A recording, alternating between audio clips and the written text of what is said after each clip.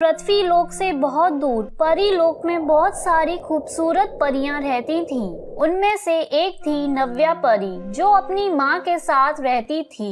नव्या परी बहुत ही ज्यादा खूबसूरत थी और उसके काले लंबे घने बाल उसकी सुंदरता में चार चांद लगाते थे, जिस वजह से परी लोक के सारे लड़के नव्या परी से ही दोस्ती करना चाहते थे। नव्या परी, तुम्हारे इतने लंबे और काले घने बाल तुम्हारी सुंदरता में चार चांद लगा देते हैं। नव्या परी, तुम मुझे बहुत खूबसूरत लगती हो। नव्या परी, क्या तुम मुझसे दोस्ती कर सकती हो? हा हा हा, मैं और तुमसे दोस्ती करूंगी? हा हा हा, जरा अपनी शक्ल तो देखो, मैं इतनी सुंदर हूँ और मेरे इतने लंबे और सुंदर काले घने बाल हैं। नव्या परी नाम है मेरा। मैं अपने ही जैसे दिखने वाले सुंदर राजकुमार से दोस्ती करूंगी। नव्या परी को अपनी खूबसूरती और अपने खूबसूरत काले घने बालों पर बहुत घमंड था। वो हमेशा अपने से कम सुंदर दिखने वाली परियों का मजाक उड़ाती थी।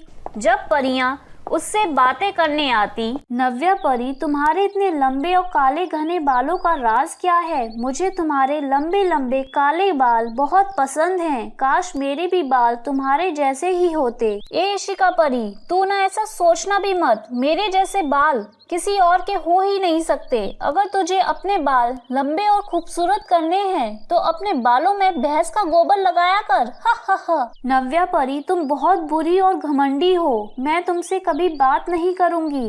तुम्हें बहुत घमंड हो गया है ना? देखना, एक दिन तुम्हारा ये घमंड तुम्हें ले डूबेगा और तुम कहीं की नहीं रहोगी। चली जा यहाँ से, फालतू की बकवास मेरे सामने मत कर। बड़ी आई मेरे जैसे सुंदर बाल करने वाली। नव्या परी के ऐसे बर्ताव पर इशिका परी को बहुत दुख होता है। वो वहाँ से रोते हुए घर आ जाती है और बोलती है, ये नव्या परी को कुछ ज्यादा ही घमंड हो गया है अपने बालों पर, इसलिए मुझे बुरा भला कहा। अब मैं इसे कहीं मुंह दिखाने लायक नहीं छोड़ूंगी। नव्या परी की बच्ची, मैं बताती हूँ तुझे।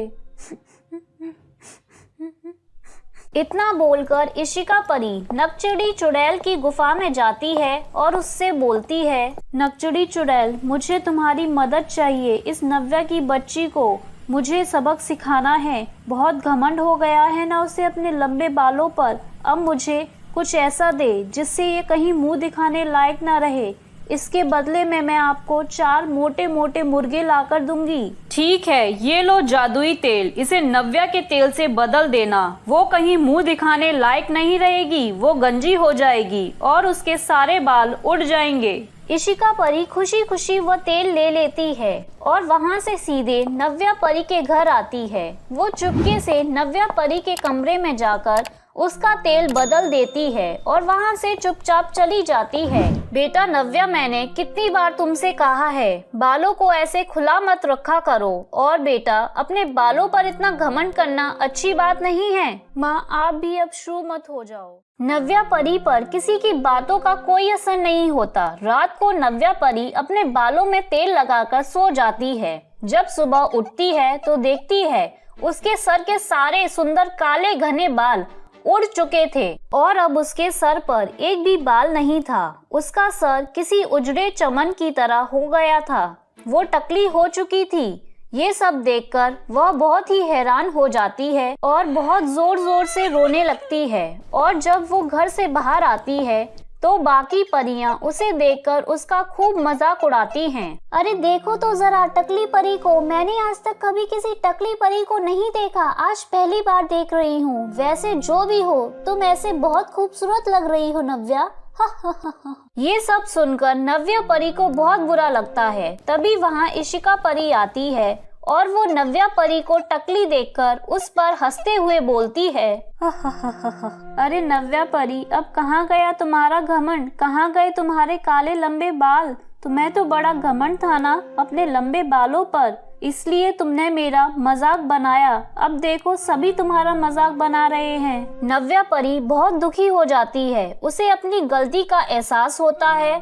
फिर वो इशिका परी से माफी मांगती है। इशिका परी, तुम ठीक कहती थी, मुझे अपनी सुंदरता पर घमंड आ गया था। पर अब मैं समझ गई हूँ, प्लीज हो सके तो मुझे माफ कर दो। इतना बोलकर नव्या परी बहुत जोर जोर से रोने लगती है। नव्या परी को ऐसे रोता हुआ देखकर इशिका परी उससे बोलती है, कोई बात नहीं नव्या परी, तुम्हें अपनी गलती का एहसास हुआ है, ये अच्छी बात है। और मैं तुम्हें कुछ बताना चाहती हूँ, ये सब मैंने किया है तुम्हारे साथ ताकि तुम समझ सको। अब मुझे पता है तुम्हें अपनी गलती का एहसास हो गया है। चलो मेरे साथ नकचड़ी चुड़ैल के पास, वो तुम्हें ठीक कर देगी। इतना बोलकर इशिका परी नव्या परी को नकचड़ी चुड़ैल की गुफा में लेकर जाती है और चुड़ैल से बोलती है, चुड़ैल जी, मैं जो चाहती थी वो हो गया, अब आप प्लीज इसके बाल लौटा दो। हा हा हा, लड़की तुम मुझे पागल समझ रही हो? अब ये जिंदगी भर ऐसे ही रहेगी। इसके खूबसूरत बाल मेरे बहुत काम आ सकते हैं। मैं इसके बालों की वजह से खूबसूरत हो जाऊंगी और लोगों को अपनी खूबसूरती के झांसे में फंसाकर उन्हें कैद कर लूंगी। हा हा हा।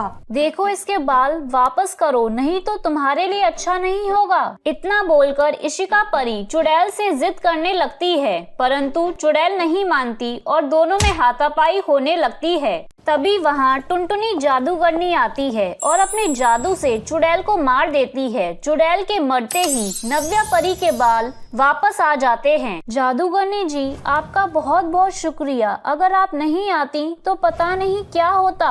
मैं यहाँ से जा रही थी, मैंने आवाज सुनी तो मैं यहाँ आ गई। वैसे तुम लोग यहाँ कर क्या रहे हो? इशिका परी जादूगरनी को सारी बात बताती है और फिर नव्या परी से माफी मांगती है। नव्या परी, मुझे माफ कर दो, मैं तुम्हें बस सबक सिखाना चाहती थी, मुझे नहीं पता था कि बात इतनी आगे बढ़ जाएगी। नहीं नहीं, गलती तो मेरी थी, तुम मुझसे माफी मत मांगो। इतना बोलकर दोनों एक दूसरे के गले लग जाती हैं और इशिका परी और नव्या परी अच्छे दोस्त बन जाते हैं और हंसी खुशी रहने लगते हैं। तो मेरे प्यारे दोस्तों, कैसी लगी आपको मेरी ये कहानी? मुझे कमेंट करके जरूर बताएं और इसे अपने दोस्तों के साथ शेयर करें। और हाँ दोस्तों, अगर आपने अब तक मेरे चैनल को सब्सक्राइब नहीं किया है तो जल्दी से नीचे वाला काला बटन दबाकर सब्सक्राइब कर लें। तो मिलती हूँ मैं आप सभी से फिर एक नई कहानी के साथ। तब तक के लिए आप अपना ध्यान रखें। बाय बाय दोस्तों।